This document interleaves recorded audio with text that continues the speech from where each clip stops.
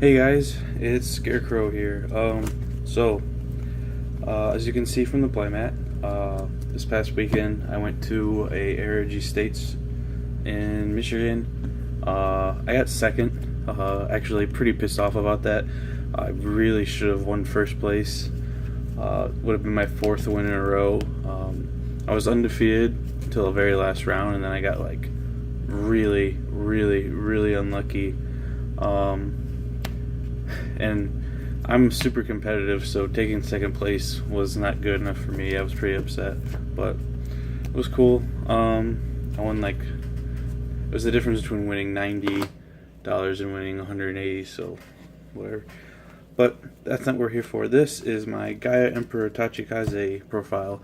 I haven't done one of these in a while, and I hadn't got to play the deck in a tournament since the new support came out. And I was holding off on doing a profile till then, but I got to play it last Friday. I went undefeated with it. Actually, I had to only go to game 3 one time. It was against a alt-mile deck. I smashed him game 1. Game 2, I died before I could ride a grade 3. That's how bad it was. I didn't draw a very good hand. I had like no shield. He was just throwing down his whole hand. He crit me on his first attack. His second attack, I think he got like a stand, and the turn before, and then I had to no guard at 4, and while he was at grade 2, he drove check a crit. Just go figure. It was like whatever. That game, that was a fluke, and then game 3 I smashed him. But the deck went undefeated overall, and it ran really well. If you haven't noticed, Tachikaze has been moving up there in the world. This past regional season, it's been doing really well. It's topped 6 regionals this year in the English format. It's actually very impressive. That's much more than any deck that isn't like considered like tier 1. It's like at the top of the tier 2 list right now for the season, so it's pretty cool. But let's get started. So my starting Vanguard I ran was Baby Kamara. This card is like really good. Like, it's amazing. This card is really good. Very often, like majority of the time, I almost always, every time I stride, I'm using my Gaia's skill to make sure the baby can revive. Reviving this card like over and over again is like so good. It's just a free card, and then next turn, if you still have it, you sacrifice it, and then it comes back, but also gave you a free card, and it tutors out whatever you need. It's really good. For the triggers, I ran 4 Gaia crit, and then 3 damage and flipping crit for a total of 7. And then I ran 4 of the Marco clone draw, and 1 more draw for a total of 5. Draw power in the deck is actually like very helpful, because this deck does a lot of like sacrificing your own stuff, being able to generate some cards back, as well as early game getting resources, because this is a deck where you need to like dump a hand on the field, kind of like Gear Chronicle, so you can go all out with combos. This deck doesn't work that well unless you can throw down several units. And because you can do multiple attacks, you don't need as much crit power to get game in. You can just do it through like lots of attacks. And then obviously our last spot is our 4 heal triggers. Heal that actually has an effect. Next I'm going to do the grade 3s. We got our 4 good Gaia and our 4 really bad Gaia. Yeah, the new Gaia is definitely not on par with the old one. The old one is much superior. Although the new one kind of has a useful rearguard skill. That's why we do have both maxed out at 4, the good one being because it's the one we run ride. And the bad one is still like a good like card to use as a rearguard. It's an 11, and it can engorge something and get +5. So it's still pretty good. We don't want to ride it, but if we have to, at least it's a Gaia. So that's why we're playing 8, because it makes for a good rearguard. into the grade 2s. I'm gonna start with what I feel is like the most important grade 2, which a lot of people don't appreciate, I'm sure, is Jigsawsaurus. This card, for a competitive player, is really good. From a good player's point of view, this card is like really, really important. When you're going up against tier 1 decks like Night Rose and Gear Chronicle, this card is going to be very important for those matchups. You can use this card to be like your first attack of the turn, and then use his skill and snipe any of your opponent's rear guards. So you can use them against Gears and snipe their cat, so that they can't do the G-Guard combo. And against Grand Blue, Night Rose, her Generation Break 2 to revive a guy when she mills 3. It's a once per turn skill, so it has to activate at the first opportunity that a rear guard died. So if they have a setup for the G-Guard combo, like they have a Negro Lazy or a Cannoneer out, you can attack with Jigsaw first, snipe a card that you don't care if they get it back, and that means that they can now either mill and revive that card you just sniped, or they can not do it, and either way, they lose out on their chance to their G-Guard combo. So that's why I feel like this card is very important. Yeah.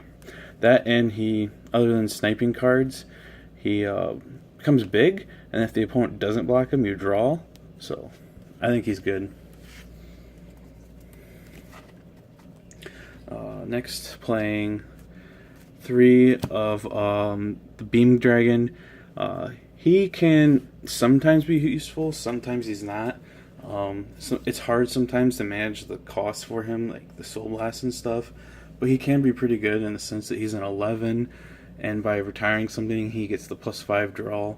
That's why we're running 3 of them, because he's a good beater and a drawer, but sometimes he can be difficult to use, so. But he still does pretty good. Then I'm playing 2 Gigant Flame. This card, I have to advise, this card is pretty good as a rear guard, but you should use it with extreme caution when you're deck building. Actually, at the tournament when I played this deck, I was actually only running 1 because I was afraid of having to ride this card, which I actually did have to ride it. I even waited a turn to see if I could draw another grade 2, but I couldn't wait any longer. Riding this card is extremely detrimental. It won't be able to attack unless you have something that's become engorged, and he has engorged, but he can't do that engorge unless he can attack. So you'll have to call a rear guard, have it eat something, and because you're not at Generation Break, it's likely that you're not really going to benefit off of doing that. So, but afterward, I bumped it back up to 2 because it is a very strong rear guard. That it's like kind of like the Nahalem of this deck that can swing big by itself, but caution. And then my last grade 2 spot, I'm playing 2 Excel Tiger. He's just a basic GB1 12k attacker, but the reason I'm playing him is beat sticks in this deck are good, cards that can just swing by themselves, and unlike the Gigant Flame, this card doesn't have any like big drawback, like not being able to attack if you ride it, but it's still that. So I wanted more beat sticks in the deck, but I didn't want to have more Gigant Flame to reduce the chances of having to ride it. So for the grade 1s, right now I'm playing 4 of the Unflip Perfect Guard. The Engorge Perfect Guard is actually not terrible. Some people like playing 3 and 1 of the Engorge one, because you can call it off the starter and then engorge it to go back to your hand, which can be a very helpful skill at times, but it's not helpful enough that I felt like playing it. I just wanted the counterblast unflip more, wanted to be more like consistent, so. But I don't think that guy's bad. Next, I have 3 Prison Bird, our Stride Fodder. With playing 8 grade 3s, I didn't feel the need to play a 4th. I could see an argument for it in the sense that riding the bad guy, you don't want to do that, and this guy would let you switch them out so you don't have to ride that one. But still, I felt like it was too much to play 4 and 8 grade 3s. The grade 1s in this deck are very important. They're almost more important than the grade 2s, so I wanted to leave more room in the grade 1 lineup. Next, we have our 4 freeze, Cold Dragon. When retired, you get to unflip and countercharge, give somebody 2k. 2k sometimes matters. Usually it doesn't, sometimes it does. Mostly we're running him for the cost that he gives us, the countercharge, soul charge. I'm playing 4 of them because I found that I almost always want to have one, so I kind of wanted to cut him down to 3, but it just felt too important not to. Then we have 2 of our Pachycephalo. He's a pretty cool card. When retired, he's got to be retired by the Vanguard though. You get to do a draw. He's kind of like the Abyssal Owl that the Vanguard has to retire in order to get the cool skill. Other than that, he can also engorge and get +2, so he can hit good by himself, powering himself up to 9. So he's been pretty useful. He's not so crucial that you need to play more than 2. 3 would be good. 4 I think would be kind of overkill, but pretty good card still. And then for my last grade 1 spot, I play 1 Full Fire Elk. This card might seem random to you those of you who don't understand it. On paper, when you just look at this card, it's not that good of a card. When it's retired, it lets you choose one of your units and make it engorge. And I know that doesn't sound very promising, but there's a combo for this card, which is why we play it and why he's cool, which I will explain right now. So, if you plan on G-guarding on your opponent's next turn, let's say you're playing against Gear Chronicle or something like that, something that can do a lot of attacks. On your turn, you can, during your battle, kill off your Chimera, and then use it to pull this thing out in preparation for your opponent's turn. That's why we only need to play 1 of it, because we can always just go grab it with our starter. And then when your opponent starts their attacking and stuff, you can G-guard into, what's his name? Genga. Genga, retire the Elk for cost, so the Genga gets the +10 shield. And then, because you retired the Elk, you can use its skill, which lets you choose a unit and make it engorged. So you'll choose your Vanguard and make it engorged. And then, because your Vanguard's engorged, for the turn, it has +5 and a crit. So doing this combo, you've made your Vanguard +5 for the whole turn. That's like you damage checked a trigger. So it turns Genga into a 41 block. So if your opponent was attacking for only 26, this combo means it's off of this 1G guard, it's a 3 to pass. Then for the rest of the turn, your opponent has to try and swing at a 16k. So yeah, it's pretty cool. So that was it for the main deck. For the G-Zone, for starters, play 1 Seabreeze, because this deck is very generation based. Yeah. Next, our usual first try of the deck, we play 4 Gaia. This card is really helpful to the deck. This card made a big difference for the clan. First round of the tournament, I had to play against Link Joker, and in the past, that was like a death sentence for Tachikaze. Tachikaze couldn't handle Link Joker at all. All it took was 1 locked card, and that meant you couldn't dogma anymore. But this card came in and really helps.